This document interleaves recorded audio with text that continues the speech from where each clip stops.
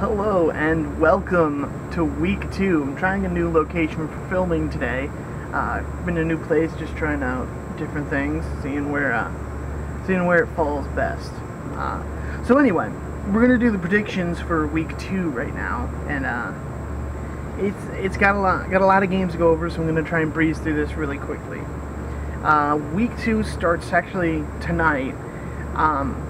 There's going to be number 13 Louisville at Syracuse.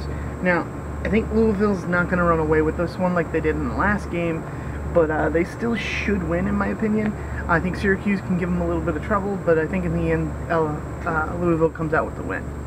Next is tomorrow, there's Nevada at number 18 Notre Dame. I think Notre Dame's going to have a bounce-back win here. I don't think Nevada's really ready to compete with Notre Dame at this point.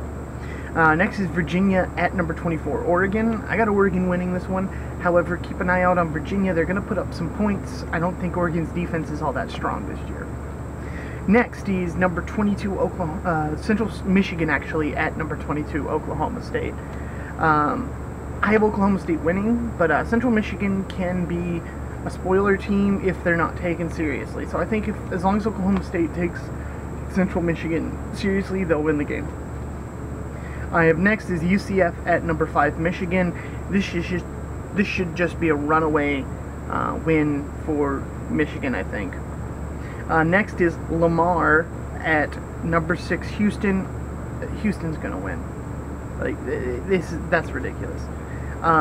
Nichols at number 9 Georgia. I have Georgia winning that one handily. The next one on the list is Prairie View A&M at number 20 Texas A&M. I have Texas A&M winning. Next is Charleston Southern at number 3 Florida State. Florida State should run away with that one. Next is Troy at number 2 Clemson. I have Clemson winning the game. I don't think Troy is even at their level right now. Next is Tulsa at number 4 Ohio State. I think Ohio State cruises to their second win on the season. Akron at number 10 Wisconsin. As long as Wisconsin doesn't let the hype from last week follow through, they should win. They should win this game. Next is Western Kentucky at number 1 Alabama. I'm actually putting a watch on this game because Alabama has to take Western Kentucky seriously, because Western Kentucky is a good team, and they're the kind of team that can beat a top-ranked team if that top-ranked team underestimates them. However, I have Alabama winning the game. I don't think they're going to lose.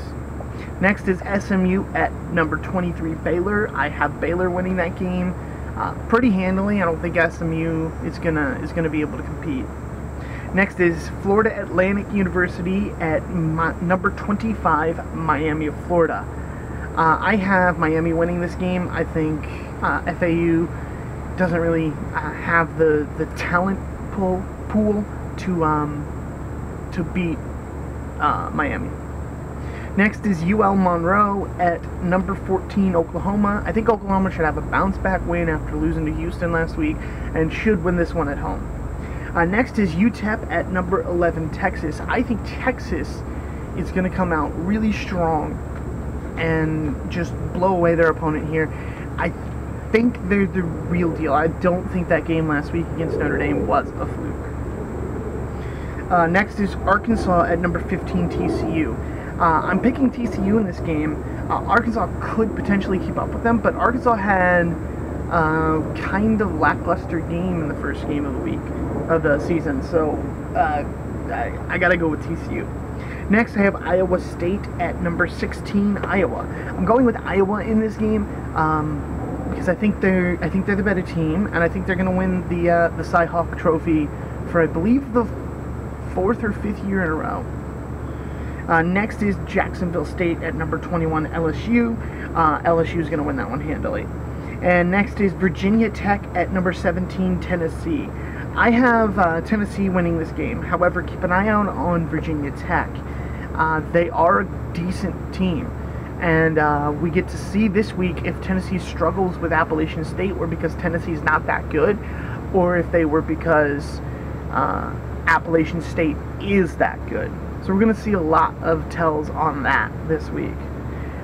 So one thing I do want to discuss is it's kind of a ridiculous thing here. In the top 25, there are 6 teams playing a non-FBS opponent. Of those 6, 4 are from the SEC. You have Texas A&M playing Prairie View A&M. You have Georgia playing Nichols. You have LSU playing Jacksonville State. And you have, who else was it? Someone else.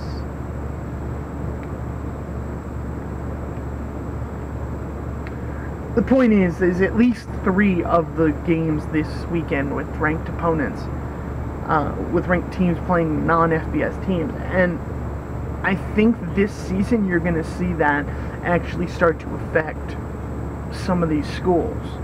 Like, if a team has an undefeated season and there's 5 teams with undefeated seasons at the end of the year, I'm thinking that if you've played a non-FBS opponent, that should count against you. You're essentially, in my opinion, in my personal opinion, playing a non-FBS team as an FBS team when you're in the top 25, you're not really 12-0 in my opinion. You're 11.5-0 because it's half a game. You're gonna win it unless you just screw up royally. So that's my predictions, and that's my opinion on the playing of non-FBS teams. Let me know what you guys think in the comments. Don't forget to like and subscribe, and I'll see you guys next week for the recap of this weekend. Watch some games and have some fun.